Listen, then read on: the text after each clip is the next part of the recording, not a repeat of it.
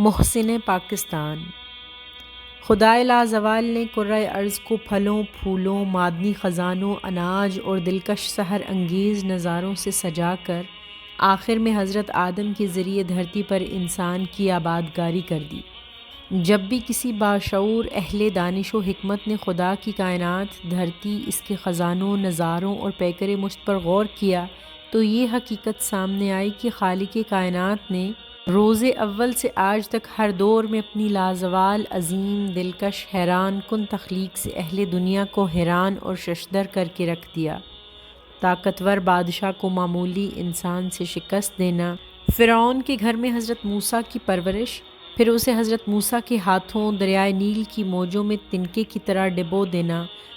طاقتور وسائل، مالی استحکام اور بڑے فوجی لشکروں کے مالک ملکوں کو غریب کمزور ملکوں کے ہاتھوں شکست سے دوچار کر دینا، اس کی حالیہ مثال روس اور امریکہ بہادر کا افغانستان میں عبرتناک شکست ہے۔ حق تعالیٰ کی تخلیقات کا اگر مطالعہ کریں تو خوبصورتی کے ساتھ تنوع اور حیران کن خصوصیات کے حامل انسانوں کی پیدائش ہے۔ اگر ظاہری حالات پر جائیں تو ایسے غیر معمولی انسان کبھی بھی کامیابی کے آسمان پر فاتح بن کر نہ چمکے، لیکن خدائے لازوال کی مدد سے معمولی انسان کامیابی و کامرانی کے کیٹو پر اس طرح فتح کے جھنڈے گاڑتے ہیں کہ اہل دنیا کی عقل دنگ رہ جاتی ہے۔ زندگی اور انسانوں کی یہ نشیب و فراز اس حقیقت پر مہر لگاتے ہیں کہ یہ کائنات، دھرتی کسی حادثے کا نتیجہ نہیں بلکہ ایک غیر مرئی قوت ہے جو اس سارے نظام کو انتہائی مہارت اور چابک دستی سے چلا رہی ہے۔ کیونکہ دنیا میں جب بھی کوئی انسان طاقت، اقتدار، فوجی طاقت، مالی استحکام حاصل کرتا ہے تو پھر بڑھاپے کی طرف بڑھتا ہے، تو اس کی شدید خواہش ہوتی ہے کہ وہ مالی خزانوں کے بلبوتے پر بلند و بالا پرشکوہ عمارتیں، باغات، حیران کن تعمیرات کر کے آنے والے انسانوں کو اپنی عظمت کا ثبوت دے سکے، اور پھر خود کو ہمیشہ کی شہرت کے لیے خزانوں کے منہ کھول کر بہت سارے اوٹ پٹانگ کام بھی کرتا ہے۔ لیکن یہ قدرت کا عجیب اور پکا اصول اور راز ہے کہ وقت کی آندھی تمام حماقتوں کو گمنامی کے غار میں دفن کر دیتی ہے۔ آپ تاریخ انسانی کے بڑے حکمرانوں، سلطانوں کا ریکارڈ اکٹھا کر لیں جنہوں نے اپنے مالی استحکام سے دنیا بھر کے اہل علم و دانش کو اپنے دربار میں جمع کر کے عقل و دانش کے لوگوں کی فوج اکٹھی کر لی، پھر دولت اور بہت بڑے فوجی لشکروں کے بلبوتے پر ایسی حماقتیں کیں کہ آنے والے دور کے انسان اس کو یاد رکھیں۔ لیکن یہ ان کا خواب ہی ثابت ہوا کہ صدیوں کی کروٹیں ایسے شیخ چلی حکمرانوں کو نگل گئیں، جبکہ اس کے برعکس جب کائنات کا مالک کسی انسان کو شہرت اور محبوبیت دینا چاہتا ہے تو عام کچے سے گھر اور آبادی سے معمولی خاندان سے ایسا انسان پیدا کرتا ہے کہ سینکڑوں بادشاہوں کی شہرت کارنامے اس معمولی انسان کے سامنے ماند پڑ جاتے ہیں۔ ایسے انسان محبوبیت، شہرت کے اس مقام پر پہنچ جاتے ہیں کہ صدیوں کا غبار بھی ان کی شہرت اور محبوبیت کو دھندلا نہیں پاتا۔ ایسے ہر دل عزیز انسان دانستہ کوششوں سے شہرت کے آسمان پر آفتاب بن کر نہیں چمکتے، بلکہ رب تعالیٰ نے ان کے نصیب میں شہرت دوام لکھ دی ہوتی ہے۔ انسانوں کے اس عروج و زوال، ترقی و کامیابی و ناکامی میں ہمیں ایک ہی بات نظر آتی ہے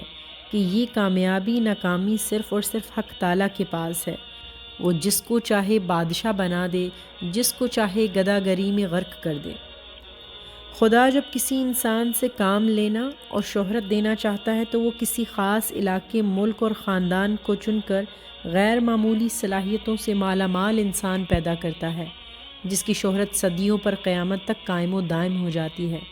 ایسا ہی ایک انسان 1 اپریل 1936 کو برصغیر پاک و ہند کے شہر، موجودہ بھارت کے شہر بھوپال میں پیدا ہوا کہ قدرت مادیت پرستوں کو پھر اپنی کرشمہ سازی دکھانے پر آ گئی تھی کہ اس بچے نے آگے جا کر اس ملک کے لیے ایٹم بم تیار کرنا تھا جو سوئی تک نہیں بنا سکتا تھا۔ ایٹم بم سائنس ٹیکنالوجی کے عروج کے بعد بنایا جاتا ہے، لیکن یہاں قدرت پھر دنیاوی ترقی کی حقیقت اہل دنیا کو دکھانا چاہتی تھی۔ یہ ہونہار بچہ تعلیم کی منازل طے کر رہا تھا کہ قیام پاکستان کا وقت آ گیا تو عبدالقدیر خان نامی یہ بچہ اپنے خاندان کے ساتھ ہجرت کر کے کراچی پاکستان میں آ گیا۔ تعلیم حاصل کرنے کے بعد میٹروپولیٹن میں ملازمت حاصل کی، پھر اسکالرشپ پر اعلیٰ تعلیم کے لیے جرمنی، ہالینڈ چلے گئے۔ وہاں پر میٹیریل ٹیکنالوجی میں ایم ایس کے بعد پھر بیلجیم میں میٹرولوجیکل انجینئرنگ میں ڈاکٹریٹ کی ڈگری حاصل کی۔ یہاں پر یہ جان گئے تھے کہ مادے کو کس طرح کنورٹ کیا جاتا ہے، کیونکہ قدرت نے ان سے کام لینا تھا، اس لیے مطلوبہ علم کے راستے کھلتے چلے گئے۔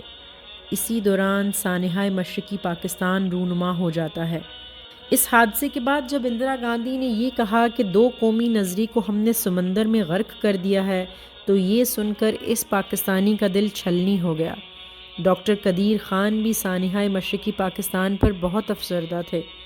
پھر 1973 میں جب ہندوستان نے ایٹمی دھماکہ کیا اور خود کو ایشیا کا سپرمین ہونے کا دعویٰ کیا، تو قدرت اپنے بڑے فیصلے کو عملی جامہ پہنانے کے لیے ڈاکٹر قدیر خان کو پاکستان بھیجتی ہے۔ 1974 میں ڈاکٹر قدیر خان اپنی بیگم کے ساتھ چھٹیاں گزارنے پاکستان آتے ہیں تو اس وقت کے وزیر اعظم ذوالفقار علی بھٹو کو ایک خط لکھ کر اپنی خدمات پیش کرتے ہیں۔ بھٹو صاحب نے آپ کو فوری بلایا، پھر ٹین کی چھتوں پر مشتمل بہت چھوٹے پیمانے پر کوہوٹا میں لیبارٹری قائم کی گئی، جو بعد میں آنے والے تقریباً سارے حکمرانوں کی وجہ سے ترقی کرتی گئی، کیونکہ ایٹم بم کے لیے یورینیم کو خاص عمل سے گزارا جاتا ہے، جس میں ایسی مشین کی ضرورت ہوتی ہے جو برق رفتاری سے گھوم سکے۔ پاکستان نے بہت کوشش کی لیکن مشین مطلوبہ رفتار سے پہلے ہی ٹوٹ جاتی۔ پھر ڈاکٹر صاحب نے اپنی ذاتی تعلقات پر یورپ، جرمنی سے پرزے منگوا کر وہ مشین تیار کی جو برق رفتاری کے اس مقام پر پہنچ جاتی تھی۔ پھر چند سال کی کوششوں سے ہی ڈاکٹر صاحب اور ان کی ٹیم اپنے عظیم مقصد میں کامیاب ہو گئی۔ تو 1984 میں ڈاکٹر صاحب نے جنرل ضیاء الحق کو خط لکھ کر خوشخبری دی کہ ہم یہ عظیم کامیابی حاصل کر چکے ہیں، آپ جب ارادہ کریں گے 1 ہفتے کے اندر ایٹمی دھماکہ کرنے کی پوزیشن میں ہوں گے۔ لیکن سیاسی حکمران یورپ، امریکہ کے دشمنی کی وجہ سے ایٹمی دھماکہ کرنے سے گریز کرتے رہے، یہاں تک کہ 1998 کا سال آ گیا جب بھارت نے دوبارہ ایٹمی دھماکے کیے تو اس وقت کے وزیر اعظم نواز شریف پر پریشر آ گیا کہ میاں صاحب اب بھی اگر آپ نے دھماکہ نہ کیا تو عوام آپ کا دھماکہ کر دے گی۔ پھر عوامی پریشر اور ہندوستان کو کرارا جواب دینے کے لیے 28 مئی 1998 کو بلوچستان چاغی کے پہاڑ کی غاروں میں ایٹمی مواد چھپا کر ڈاکٹر قدیر صاحب نے بٹن دبا کر ایٹمی دھماکہ کر کے پاکستان کے دفاع کو ناقابل تسخیر بنا دیا۔ اس طرح سرزمین بھوپال سے اٹھنے والا یہ معمولی بچہ محسن پاکستان کے مقام تک پہنچ گیا، کیونکہ قائد اعظم اور ان کے ساتھیوں کے بعد جو شہرت، محبوبیت، عزت ڈاکٹر عبدالقدیر خان صاحب کو ملی وہ کسی دوسرے حکمران یا لیڈر کو نہیں ملی۔ پوری پاکستانی قوم ڈاکٹر قدیر خان صاحب کی شکر گزار ہے، جنہوں نے پاکستانی قوم کو عزت، وقار اور اعتماد بخشا۔